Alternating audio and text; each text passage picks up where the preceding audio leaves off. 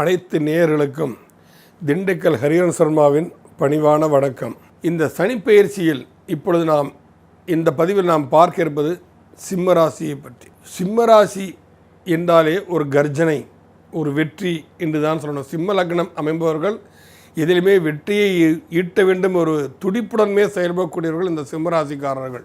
இவ்வளவு சீக்கிரம் தன் தோல்வியிலே ஒத்துக்கொள்ள மாட்டார்கள், பின்வாங்கவும் மாட்டார்கள். என்னால் இயலவென்று பின்வாங்கவும் மாட்டார்கள், உயிரை கொடுக்கவும் அஞ்ச மாட்டார்கள். அப்பேற்பட்ட ஒரு மகத்துவமான ஒரு ராசி, நெருப்பு ராசி சிம்ம ராசி. இந்த சிம்ம ராசிக்கு அதிபதியாகிய சூரியன் சனி பகவானுடன் சேர்ந்து ராசிக்கு 6ஆம் இடத்தில் சஞ்சரித்து கொண்டிருப்பது என்பது இந்த சிம்ம ராசிக்கு ஒரு வகையில் ஒரு யோக பலம் என்று சொல்லிக் கொண்டிருக்கலாம். காரணம் என்னவென்று கேட்டால், சிம்ம ராசிக்கு 5ஆம் இடத்தில் இதுவரை இந்த சனி பகவான் சஞ்சரித்து கொண்டிருந்தார். அப்பொழுது இந்த சிம்ம ராசியைச் சேர்ந்த குழந்தைகள் ஒரு பிடிவாத தன்மை, முன்னோர்களின் பெற்றோர்களின் சொல் பேச்சு கேளாமை, விளையாட்டுகளுக்கு அதிக முக்கியத்துவம் கொடுத்து கல்விக்கு முக்கியத்துவம் கொடுக்காமல் இருப்பது போன்ற தன்மைகளைத்தான் இந்த குழந்தைகள் அனுபவித்து வந்திருக்கிறார்கள். அதில் இதெல்லாம் சற்று விடுதலை கிடைத்து நமது பெற்றோர்களை புரிந்து கொள்ளும் தன்மையை இந்த குழந்தைகளுக்கு, இந்த சிம்மராசிக்காரர்களுக்கு இந்த குழந்தைகள் மூலம் ஒரு சந்தோஷமான சூழ்நிலை ஏற்படக்கூடிய ஒரு தன்மை இருக்கிறது. மேலும் இந்த சிம்மராசிக்கு 3ஆம் இடம் என்று சொல்லக்கூடிய முயற்சி ஸ்தானத்தை சனி பகவான் பார்ப்பதால் இந்த ராசிக்காரர்கள் ஒரு அதீத முயற்சியில் இறங்கி அதன் மூலம் மக்கள் மத்தியில் பேரும் புகழும் பெறுவதற்குண்டான ஒரு சந்தர்ப்பத்தை இந்த சனி பகவான் அவர்களுக்கு கொடுக்கிறார். ஏன்னால் சனி அங்கு ஆட்சி பலத்தில் இருக்கிறார். ராசியாதிபதி 6ஆம் இடத்தில் மறைந்து விட்டாரே என்று நாம் யோசிப்பதை விட எந்த இடத்தில் அவர்கள் இருந்தாலும் அதற்கென்று ஒரு தனித்தன்மையை அவர்களுக்கு கொடுக்கக்கூடிய சக்தி உண்டு. அது சூரியனோடு நெருக்கமாக இருக்கும் அனைத்து கிரகங்களுமே அஸ்தங்கள் அடைந்துவிடும். ஆக அவர்கள் செய்ய வேண்டிய வேலைகளை பூராம் தன்னுள் வாங்கி தான் இயக்கக்கூடிய ஒரு சக்தி தான் அந்த சூரியனுடைய சிம்மராசி. அப்புறம் அந்த ராசியாதிபதி அங்கே இருக்கும் பொழுது அந்த ராசியாதிபதி சந்திரனுடைய வேலையும் சனியினுடைய வேலையும் பரிபூர்ணமாக செய்யும். சந்திரன் என்பவன் மனம்காரகன், சனி என்பவன் மக்கள் தொடர்புத்துறை மற்றும் முயற்சிக்காரகனும் ஆவான். ஆக சுயமாக சிந்தித்து ஒரு முன்னேற்றத்தை ஏற்படுத்தி கொண்டு அதில் ஒரு சிறப்பான தன்மையை பெறக்கூடிய ஒரு சாத்தியக்கூறுகள் இந்த சிம்மராசிக்காரர்களுக்கு சற்று அதிகமாக இருக்கிறது என்று தான் நாம் சொல்ல வேண்டும். இதே சனி பகவான் சிம்மராசிக்கு அஷ்டமஸ்தானம் என்று சொல்லக்கூடிய 8ஆம் இடத்தையும் அது பார்க்கிறது. விரயஸ்தானம் என்று சொல்லக்கூடிய கடகராசியும் அந்த சனி பகவான் பார்க்கிறார். 6ஆம் இடத்திலிருந்து பார்ப்பதால் இவர்களுக்கு அந்த தேவையற்ற விரயங்களிலிருந்து ஒரு கட்டுப்படுத்தக்கூடிய தன்மையை சனி பகவான் நிச்சயமாக அவர்களுக்கு வழங்குவார். அஷ்டமஸ்தானத்தை பார்ப்பதால் ஆயுள் பிரச்சனைகள் கண்டிப்பாக நிகழாது. என்றால் ராசியாதிபதியும் அந்த வீட்டில் அமர்ந்திருக்கிறார். அவர்களுக்கு ஏற்படக்கூடிய பிரச்சனையை புறம் தனக்குள் வாங்கி கொள்ளும் ஒரு சக்தி இந்த சனிப்பெயர்ச்சி கண்டிப்பாக அவர்களுக்கு கொடுக்கும். சூரியனுக்கு சிம்மராசிக்கு 12ஆம் இடம் என்று சொல்லக்கூடிய விரயஸ்தானத்தை இந்த சனி பகவான் பார்ப்பதால் உங்கள் உழைப்பின் மூலம் கிடைத்த வருமானத்தை ஒரு சரியான வழியில் பயன்படுத்துவதற்கு, செலவழிப்பதற்கு உண்டான ஒரு உத்வேகத்தை நீங்கள் ஏற்படுத்தி கொள்ள வேண்டும். பணம் இருந்தால் ஏதாவது ப்ராப்பர்ட்டிகள் வாங்கலாம், நகை நட்டுக்கள் வாங்கலாம், குழந்தைகளின் மேற்கல்விகளுக்கு தாங்கள் பயன்படுத்தி கொள்ளலாம்.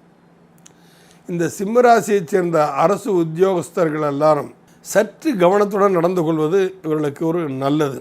அதாவது தன்னுடைய கடமையை உணர்ந்து இந்த சிம்மராசி அதிகாரிகள் வேலைகளை செய்ய வேண்டும். காரணம், நீதி நேர்மைக்கு அதிபதியான சனி பகவானோடு இந்த சிம்மராசிக்கு அதிபதியான சூரியன் சம்பந்தப்பட்டு இருப்பது என்பது அந்த சனியின் வேலையை சூரியன் செய்யும். அப்பொழுது சனியின் வேலை என்ன? தவறு செய்வர்களை தண்டிப்பது. அப்புறம் தேவையற்ற வழக்குகளில் சிக்குவதற்கான சாத்தியக்கூறுகளை இந்த சிம்மராசிக்காரங்கள் அனுபவிக்க வேண்டிய ஒரு காலகட்டம் இந்த சனி பெயர்ச்சி.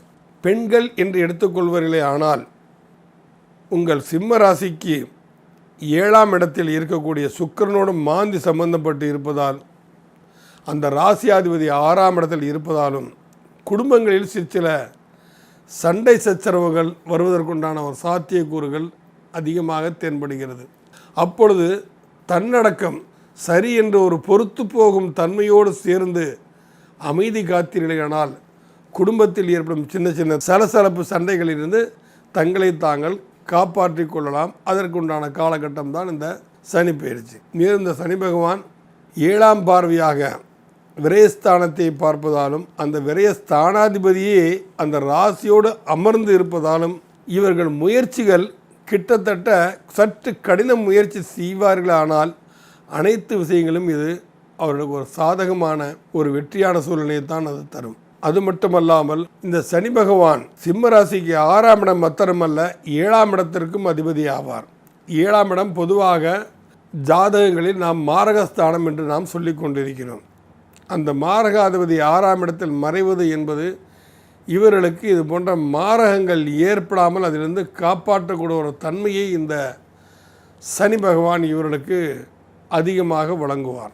சிம்மராசிக்கு 2ஆம் இடம் மற்றும் 11ஆம் சொல்லக்கூடிய புதன் பகவான் அங்கு ராசியோடு கலந்திருப்பது என்பது மறைபொருள்களின் மூலம் தங்களுக்கு ஒரு முன்னேற்றம் ஏற்படுவதற்குண்டான ஒரு காலகட்டத்தை இது கண்டிப்பாக இந்த சனி பெயர்ச்சி கொடுக்கும். மறைபொருள் என்று சொல்லப்போனால் புதையல், அதாவது ஒரு திடீர் அதிர்ஷ்டம், இந்த ஒரு விபரீத ராஜயோகம் என்று கூட சொல்லலாம். ஏன்னா ராசிக்கு 11 ராகுவேர் அமர்ந்திருக்கிறார். ஒரு விபரீத ராஜயோகத்தையும் ஒரு தொடலாம். இன்று வரை ஒன்றுமே இல்லாமல் இருந்தால் நாளை காலை பார்த்தால் பொண்ணும் பொருளும் குவியும் கூட ஒரு தன்மையை ஏற்படுத்திக் கொள்கிற ஒரு சாதகமான கூறுகளை இந்த சிம்ம ராசிகளுக்கு ஏற்படுத்தும். இந்த சிம்ம ராசி சேர்ந்த அன்பர்கள் அனைவருமே ஹனுமான் சாலிசா படிப்பது மிகவும் சாலச் சிறந்தது. ஏனென்றால் ராசியின் நட்சத்திரத்திலே தான் அந்த சனி பகவான் பயிற்சியாகி வந்திருக்கிறார். அந்த ராசி அதிபதி சூரியன். சூரியன் என்பவன் என்ன?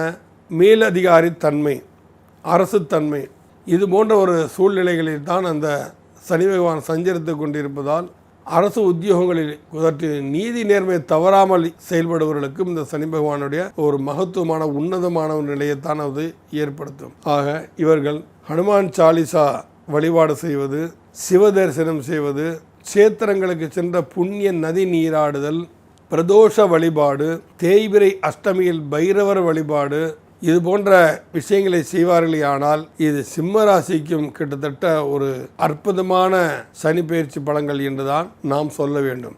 இறைவழி நாட்டத்தை செலுத்துங்கள். வெற்றி நாயகனான சூரியன் நட்சத்திரத்தில் இருப்பதால் அனைத்து விஷயங்களையுமே தங்கள் வெற்றிகரமாக அமைவதற்குண்டான சாத்தியக்கூறுகள் இந்த சிம்ம ராசிக்கு அதிகமாகத்தான் இருக்கிறது.